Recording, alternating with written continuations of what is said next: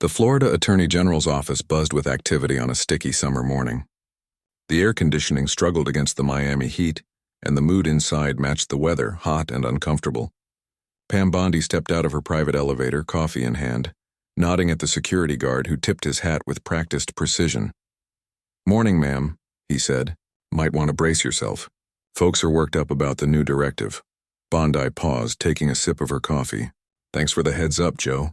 She'd known this day would come. The budget cuts from the state legislature had forced her hand.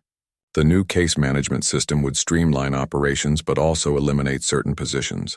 Change never came easy, especially when jobs hung in the balance. As she walked through the main office space, conversations hushed. Eyes darted toward her, then quickly away. She caught snippets of whispers, completely unfair and no warning whatsoever. The usual morning greetings were noticeably absent. Bondi maintained her composed expression. 15 years in law and politics had taught her that reaction was often more dangerous than action. She nodded politely as she passed through, pretending not to notice the tension thick enough to cut with a knife. Her assistant, Tina, waited by her office door, clutching a tablet and looking anxious. Tina had been with the office for nearly 30 years, serving under 5 different attorneys general. Her loyalty wasn't in question, but her expression conveyed trouble. "They've been gathering in the break room," Tina whispered once the door closed behind them. "Second-floor staff mostly, the ones most affected by the new system." Bondi set her bag down and took another sip of coffee. "Let them talk. Better out than in. They're saying you don't understand what happens on the ground floor, that you're making decisions from an ivory tower without consulting the people who actually do the work." A flicker of annoyance crossed Bondi's face before she controlled it. She'd spent 3 months reviewing every department, talking with division heads, examining workflow patterns. But perception often trumped reality, especially when people felt threatened. "The department meeting is at 10, Tina continued, sliding a folder across the desk. "They're expecting you to address the changes." Bondi nodded, opening the folder to review the latest budget figures. "I'll be there. Anything else I should know?" Tina hesitated. "Jerry from IT sent an email to the whole staff saying the new system is a corporate monstrosity that will destroy the soul of public service. He copied you on it." Bondi resisted the urge to roll her eyes. Jerry had been a thorn in her side since she'd taken office. Brilliant with computers but terrible with people. He treated every change as a personal affront. "Print the email for me, and get me the personnel files for the second-floor staff. I want to know exactly who I'm dealing with." As Tina left, Bondi turned to face the window. The Miami skyline stretched before her, a testament to ambition and growth. She'd built her career on making tough calls and standing by them. But she'd also learned that sometimes the right decision wasn't about asserting authority, but about listening at the right moment. The hours before the meeting flew by in a blur of phone calls and briefings. At 5 minutes to 10, Bondi stood, smoothed her skirt, and walked toward the conference room. She could hear the crowd before she saw it. The large room was packed, with people standing against the walls and spilling out into the hallway. She entered from the side door, walking calmly to the podium as conversations died away. The silence felt loaded, like the moment before a storm breaks. "Good morning," she said, her voice steady. "I understand there are concerns about the new case management system." A heavy-set man in the front row snorted. Tom from Records, according to the name tag on his rumpled shirt. "Concerns?" he said, voice loud enough to carry through the room. "You're gutting our departments and calling it streamlining. Some of us have families to feed." Murmurs of agreement rippled through the crowd. Bondi noted the faces of those nodding most vigorously. "The budget cuts from Tallahassee left us with limited options," she began. A woman near the back cut in. "So you decided to cut from the bottom instead of the top? How many deputy directors do we need anyway? But heaven forbid we touch those 6-figure salaries." More voices joined in, a cascade of complaints and accusations. The room temperature seemed to rise with each passing minute. "My team wasn't even consulted," called out a young woman with bright red hair pulled into a severe bun. "We found out when the vendor showed up to start the installation." Bondi gripped the edges of the podium, keeping her face neutral despite the heat rising in her cheeks. She'd anticipated resistance, but not this level of open hostility. A small part of her wanted to remind them who was in charge, to assert her authority and end the rebellion then and there. Instead, She took a deep breath. "You're right," she said quietly. The room fell silent, caught off guard. "You're right that change is happening," she continued. "You're right to question it. That's not just your right, it's your responsibility." She stepped out from behind the podium, moving closer to the front row. "What you don't know is that without this system, we face cutting 17 positions completely. With it, we can reassign rather than terminate." The room remained quiet, but she could feel the shift in atmosphere. Skepticism remained, but they were listening now. "I'd like to hear your specific concerns," she said. "Not as complaints, but as information that can help us implement this change more effectively." For a moment, no one spoke. Then Tom from Records cleared his throat. "The new system doesn't account for our physical archives. We've got 60 years of case files that can't just be scanned overnight." Bondi nodded. "A valid point. What would you suggest?" Tom looked surprised to be asked. "We'd need a transition period, at least 6 months with both systems running parallel." "Noted," Bondi said. "What else?" Hands began to rise around the room. The red-haired woman spoke about training concerns. An older gentleman in the back raised issues about accessibility features. A younger staff attorney questioned how the system would integrate with the courts. Bondi listened to each point, occasionally making notes, asking follow-up questions. The tension in the room gradually eased as people realized they were being heard. After 40 minutes, she held up her hand. "This is exactly the kind of feedback we need. I'm appointing a transition committee with representatives from each department. Tom, I'd like you to chair it." Tom blinked in surprise. "Me? You understand the practical challenges better than most. Your perspective is valuable." She surveyed the room. "The budget cuts are real. The need for modernization is real. But how we get there, that's something we can shape together." As the meeting broke up, small groups formed, already discussing possibilities. Tina appeared at Bondi's side with a fresh coffee. "That was unexpected," Tina murmured. Bondi took the coffee with a small smile.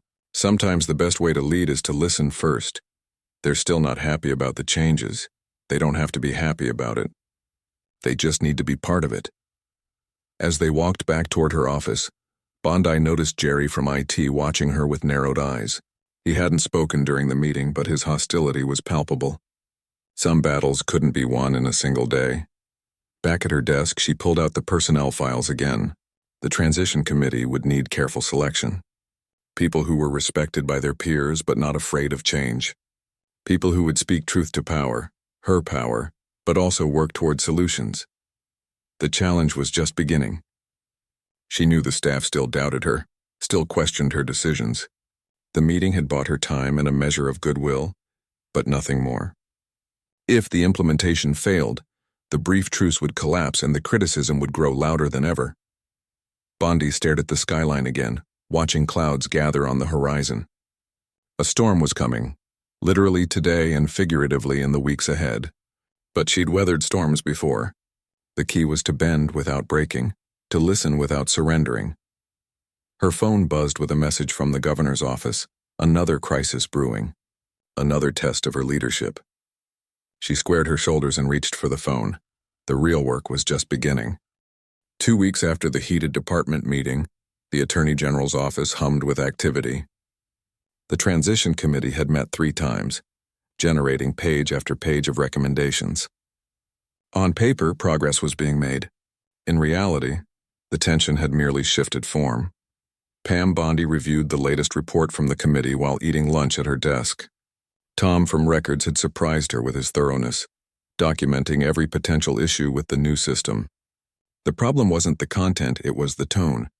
Each paragraph read like an indictment, laying out problems without offering solutions. A knock on her door interrupted her reading. Tina entered with a grim expression. "The quarterly staff. Appreciation lunch starts in 20 minutes. She reminded Bondi. "And there's something you should know before you go down there." Bondi set aside the report and waited. Someone posted flyers in the break rooms comparing the cost of the new system to the salaries of 5 entry-level positions. Tina placed one of the flyers on the desk. "They're calling it Bondi's boondoggle." The flyer featured a crude cartoon of Bondi sitting on a throne made of computer servers while staff members bowed before her. The caption read, "All hail the queen of wasted taxpayer money." Bondi stared at the image, keeping her expression neutral despite the anger bubbling inside. Do we know who's behind this? Not officially. But Jerry from IT was seen hanging around the copy machine yesterday afternoon. Of course it was Jerry. The man had turned resistance into an art form. Should we cancel your appearance at the lunch? Tina asked. I could say you were called to an emergency meeting with the governor. Bondi stood up, straightening her jacket. And give them the satisfaction? Not a chance. The staff appreciation lunch was a quarterly tradition, held in the building's courtyard when weather permitted. Today, white tents had been set up to shield attendees from the scorching Florida sun.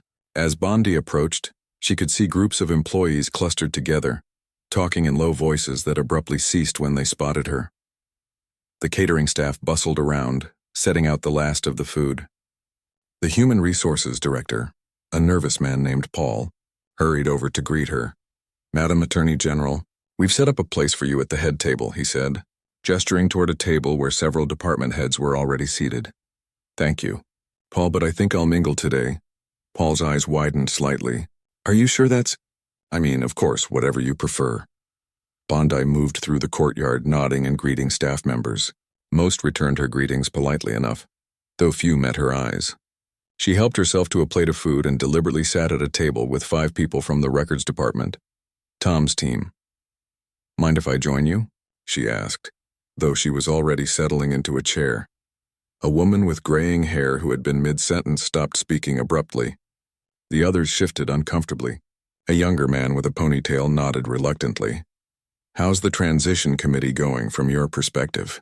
Bondi asked, addressing the group while taking a bite of her sandwich. The gray-haired woman cleared her throat. Tom says you haven't responded to any of our recommendations. I received the latest report this morning, Bondi replied. It's very thorough. Thorough doesn't mean it will be implemented, said the man with the ponytail. No offense, but we've been down this road before. Committees and reports that go nowhere. Before Bondi could respond, Jerry from IT appeared at the edge of their table. Don't get your hopes up, Dave. The decision's already been made. This is just theater to make us feel included. Bondi set down her fork. That's an interesting perspective, Jerry.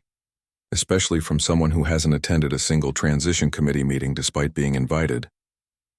Jerry smirked. Some of us can recognize a sinking ship when we see one. By now, conversations at nearby tables had quieted as people strained to listen. The system vendor promised a 40% increase in case processing efficiency. Bondi said evenly. That translates to thousands more Floridians getting timely justice. At the cost of experienced staff being pushed out, Jerry countered, voice rising. People who've dedicated their careers to public service replaced by algorithms. Heads nodded around them.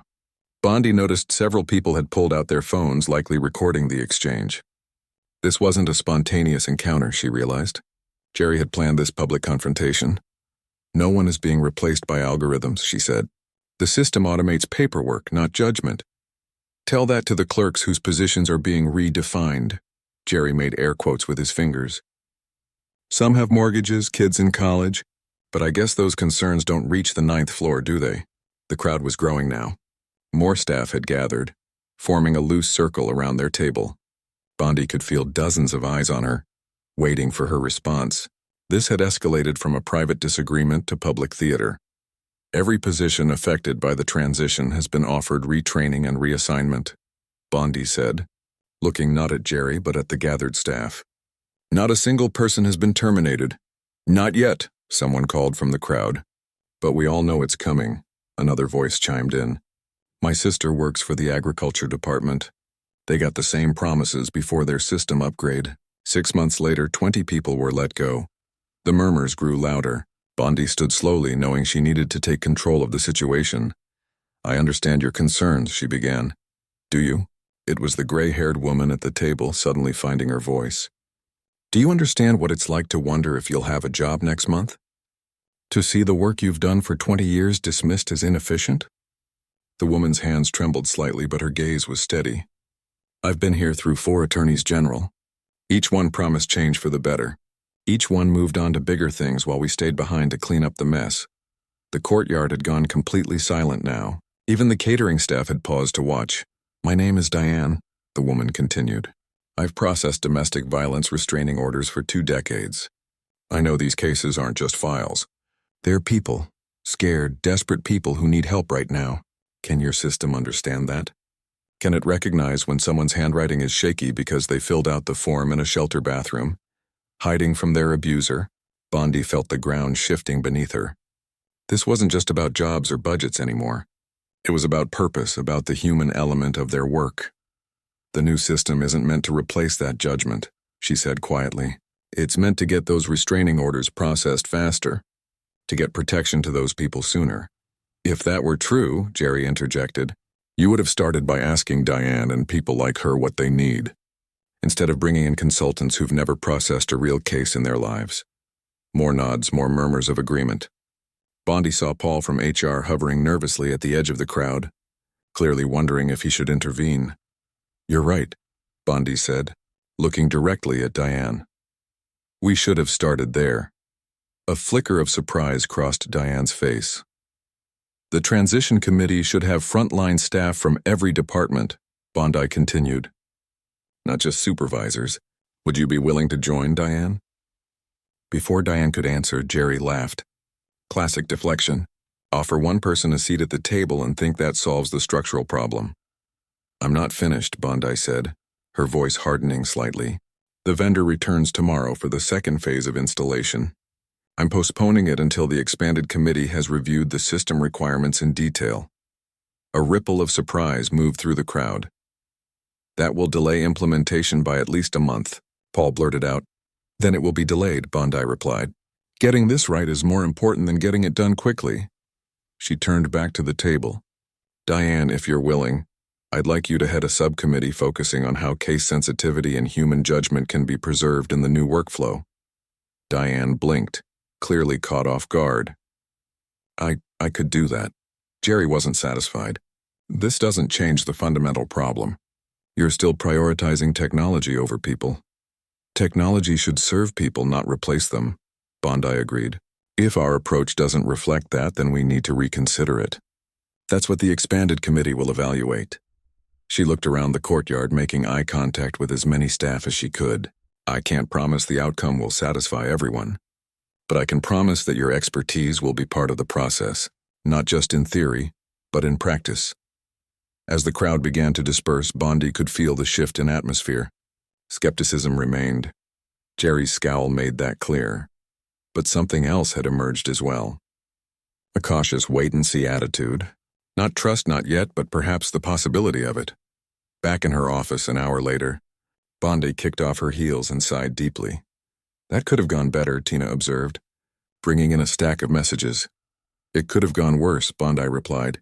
Jerry wanted a public confrontation where I either lost my temper or looked weak. He didn't get either. Planning to understand my opponent, Bondi corrected. This isn't over. Not by a long shot. The expanded transition committee met twice a week for the next 3 weeks. Progress came slowly, painfully, with each decision fought over like the last piece of bread in a famine. Pam Bondi attended every meeting, listening more than speaking, watching the dynamics unfold. Diane from Records had surprised everyone by becoming a voice of pragmatic compromise. Jerry from IT remained the chief agitator, finding problems with every proposed solution. Tom, caught between them, struggled to maintain order as committee chair. On this particular Wednesday afternoon, Bondi sat in her office reviewing their latest recommendations. The document showed signs of progress, detailed workflow diagrams, thoughtful exception procedures, even contingency plans for various implementation scenarios. Tina appeared at the door. The quarterly interagency meeting starts in 15 minutes. Conference room A. Bondi looked up from the report. Who's attending? Representatives from the Department of Law Enforcement, Corrections, Highway Patrol, and Revenue, plus someone from the Governor's Office of Policy and Budget. Tina hesitated. And our senior staff, of course. The quarterly interagency meeting. Bondi had almost forgotten.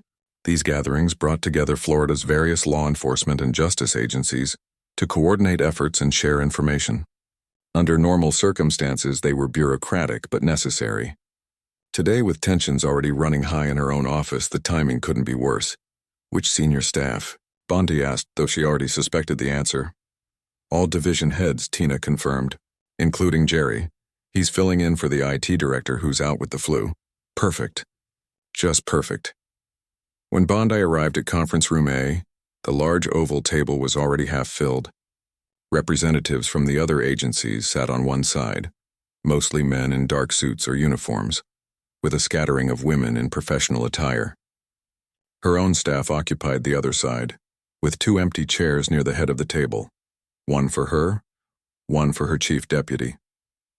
She greeted everyone cordially, exchanging handshakes and brief pleasantries. The representative from the governor's budget office, a thin man with wire-rimmed glasses, seemed particularly interested in speaking with her. "We're very eager to hear about the progress of your modernization effort," he said quietly. "The governor sees it as a potential model for other departments." Before Bondi could respond, Jerry walked in, carrying a laptop and a thick folder. He nodded curtly to the room and took a seat near the middle of the table, directly in everyone's line of sight. The meeting began with standard updates from each agency. Crime statistics from law enforcement, inmate population numbers from corrections, traffic fatality data from highway patrol, revenue collection rates from the Department of Revenue, routine information, delivered in the flat, emotionless language of government. Then it was the Attorney General's office's turn. Bondi stood and provided a brief overview of major cases, conviction rates, and consumer protection initiatives.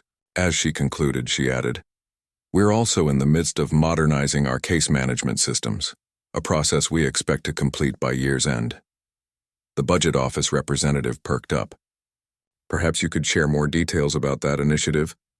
"It's of particular interest to the governor's office." Bondi nodded, keeping her expression pleasant. "We're taking a measured approach, working closely with frontline staff to ensure the new system enhances rather than hinders our public service mission." "What my boss means," Jerry interjected, not waiting to be called on, "is that we're behind schedule and over budget because management failed to consult with the people who actually do the work before signing a multi-million-dollar contract." The room went silent. The representatives from other agencies shifted uncomfortably in their seats. Bondi's own staff looked mortified, all except for Jerry, who sat back with his arms crossed, a challenging look on his face. "That's one perspective," Bondi said evenly, though not an entirely accurate one. "It's accurate enough," Jerry countered. "We're halfway through the fiscal year with nothing to show for the expenditure except a lot of meetings and paperwork." The budget office representative glanced between them, clearly surprised by the open disagreement. "Perhaps there's a communication issue that needs addressing." "The issue," said Lisa, the head of the Criminal Appeals Division, "is more fundamental than communication." She was normally one of Bondi's strongest supporters. Today, however, her tone was different. "Our office is being asked to implement sweeping changes without adequate resources or time for transition." Bondi felt a chill run down her spine. This wasn't just Jerry being difficult. This was the beginning of a coordinated revolt. "We've allocated significant resources to this transition," she reminded Lisa, "including the formation of an expanded committee with representatives from every department." "Committees. Don't try cases," said Robert, the chief of the Civil Litigation Unit. "While we're sitting in meetings, our attorneys are drowning in paperwork because the promised efficiencies haven't materialized." One by one, her division heads piled on. The Consumer Protection Chief cited increasing backlogs. The Special Prosecutions Director mentioned declining morale. Each complaint was delivered professionally, without obvious anger, which somehow made it worse. This wasn't an emotional outburst. It was a calculated show of no confidence. The representatives from the other agencies watched in stunned silence. The Highway Patrol Colonel studied his notepad intensely, clearly wishing to be anywhere else. The Corrections Deputy Commissioner suddenly became fascinated with his water glass. The Budget Office representative, however, was taking notes. "It seems," he said when there was finally a pause in the criticism, "that there might be some significant management challenges here. The governor will want to know about this." And there it was, the threat underlying everything. The governor had the power to redirect funds, to launch investigations, even to request resignations if necessary. This wasn't just an internal dispute anymore. It had political implications. Bondi took a slow, deliberate breath. She could feel the weight of every eye in the room.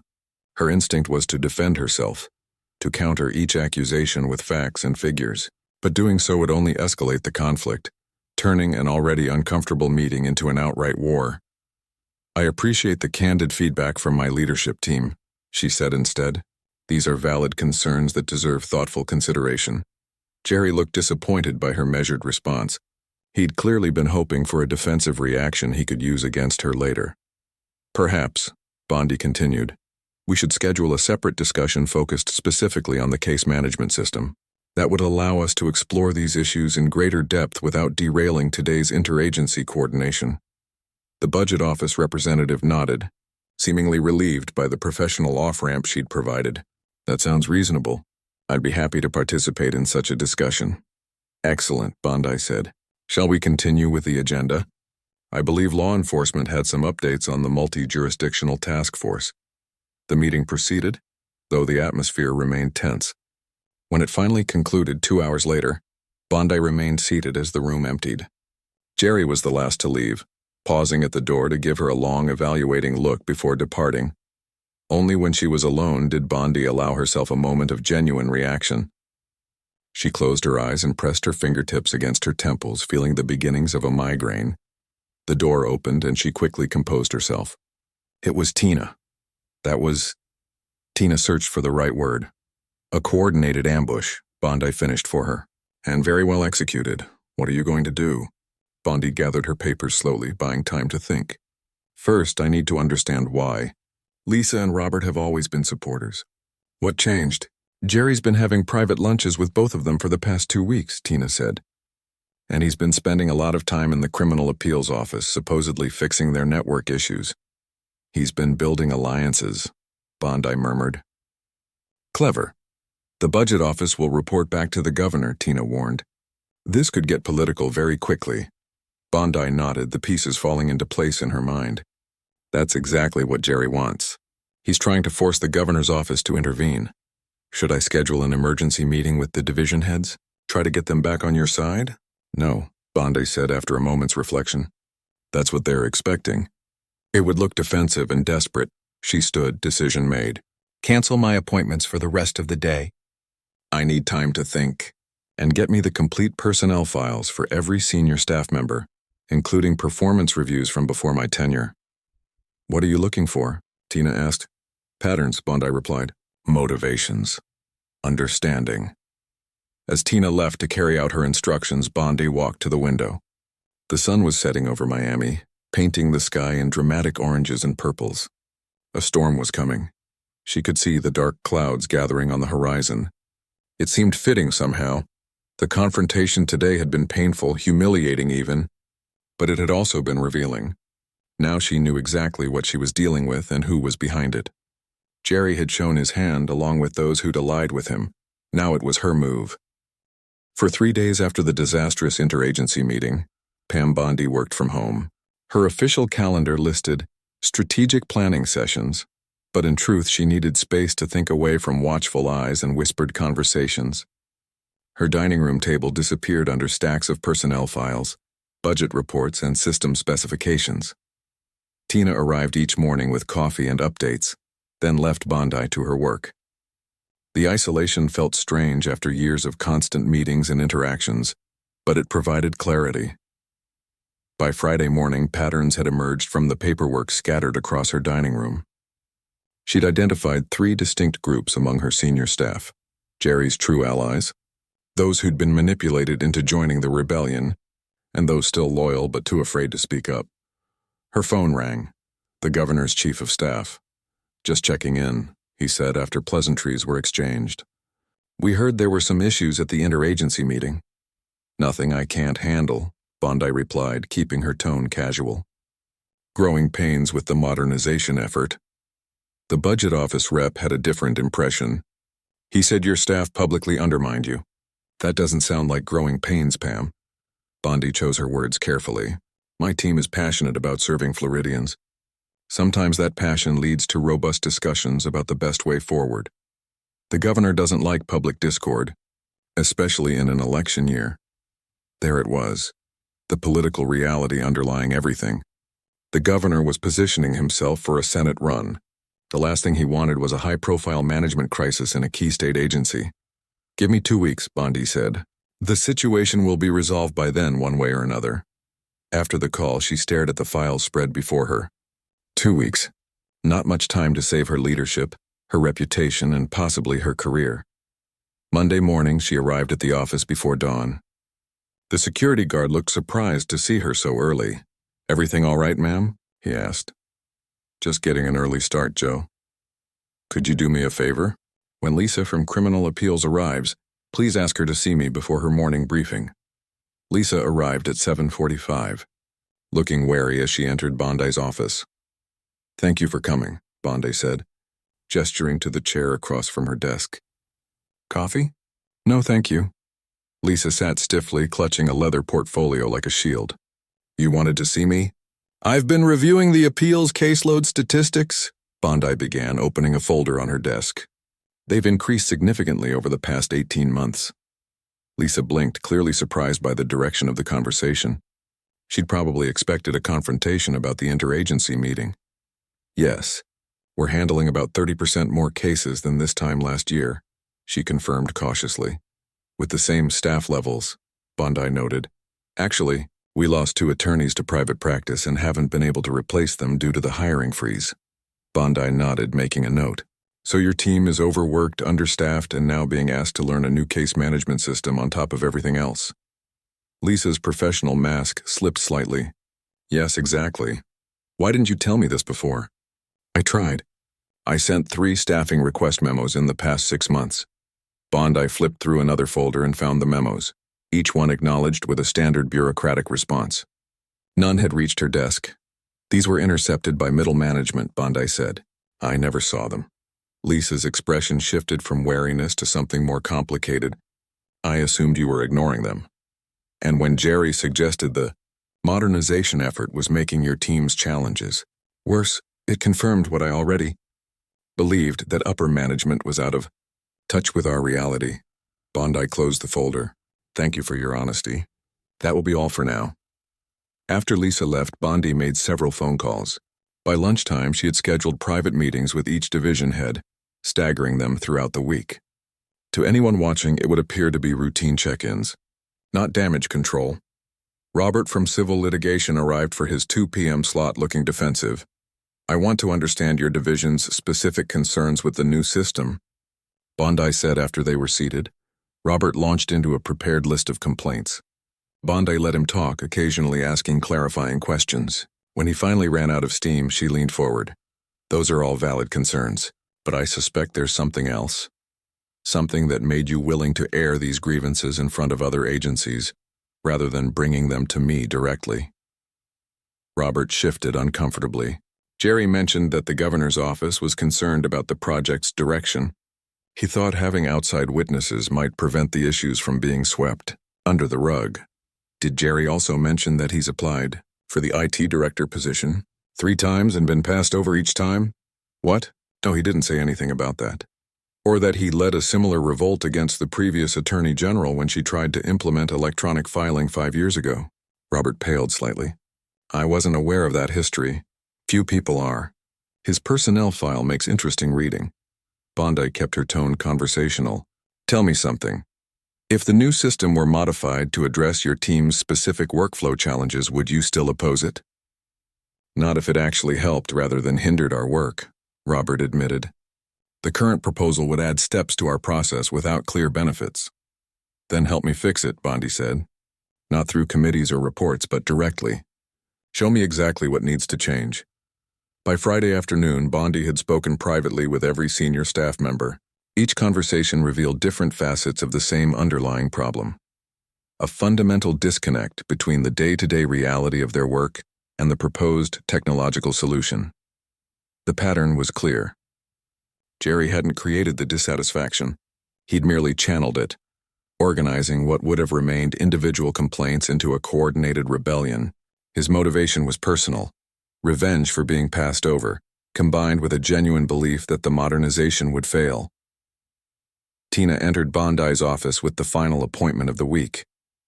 "Jerry's here," Bondi nodded. "Send him in." Jerry walked in with the confident swagger of a man who believed he held the upper hand. "You wanted to see me? Please, sit down." Bondi gestured to the chair across from her. "I've been reviewing the system implementation plan." Jerry settled into the chair, a small smile playing at the corners of his mouth. "And? There are legitimate problems with it," Bondi acknowledged. "Problems that need to be addressed before we move forward." "That's what I've been saying all along." "Yes, you have. Though your methods leave something to be desired," Jerry shrugged. "Sometimes you need to make noise to be heard. I've met with all the division heads this week. They've provided valuable feedback on specific issues with the current plan." "Good. Then you'll be canceling the project?"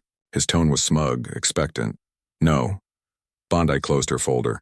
"I'll be modifying it based on their input, and I'd like your help with the technical aspects."